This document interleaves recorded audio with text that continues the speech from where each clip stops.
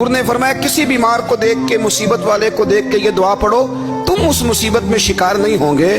بریلی شریف کے دائیں بائیں طاعون کا مرض پھیل گیا تو اعلیٰ حضرت فرماتے ہیں میرے منہ میں بھی کچھ گلٹیاں نکل آئیں، تو بعض لوگوں نے کہا شاید آپ کو بھی طاعون ہو گیا ہے۔ اعلیٰ حضرت رحمۃ اللہ علیہ فرماتے ہیں جو سب سے بہترین طبیب تھا وہ لایا گیا، اس نے میرا منہ دیکھ کے، گلٹیاں دیکھ کے کہا اوہ آپ کو تو طاعون کا مرض ہو گیا ہے۔ تو اعلیٰ حضرت فرمانے لگے مجھے ساری بیماریاں لگ سکتی ہیں، یہ نہیں لگ سکتی۔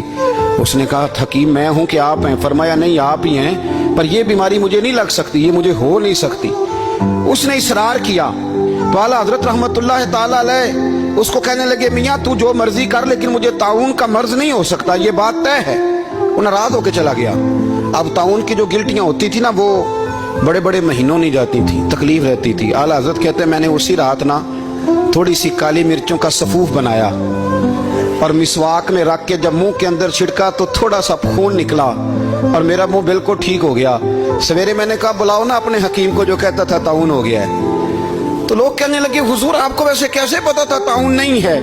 فرمانے لگے پتہ اس طرح تھا کہ اللہ کے رسول صلی اللہ علیہ وسلم نے ایک دعا ارشاد فرمائی ہے، فرمایا کسی مریض کو دیکھ کے پڑھ لو الحمدللہ الذی مما ابتلاک بہ وفضلنی علی کثیر ممن خلق تفضیلا۔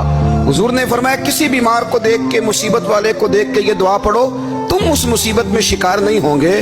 فرمانے لگے میں نے طاعون کے مریض کو دیکھ کے دعا پڑھ لی تھی، تارے ٹوٹ سکتے ہیں، چاند گر سکتا ہے، سورج اپنی جگہ چھوڑ سکتا ہے، پر مدینے والے محبوب کی بات غلط نہیں ہو سکتی۔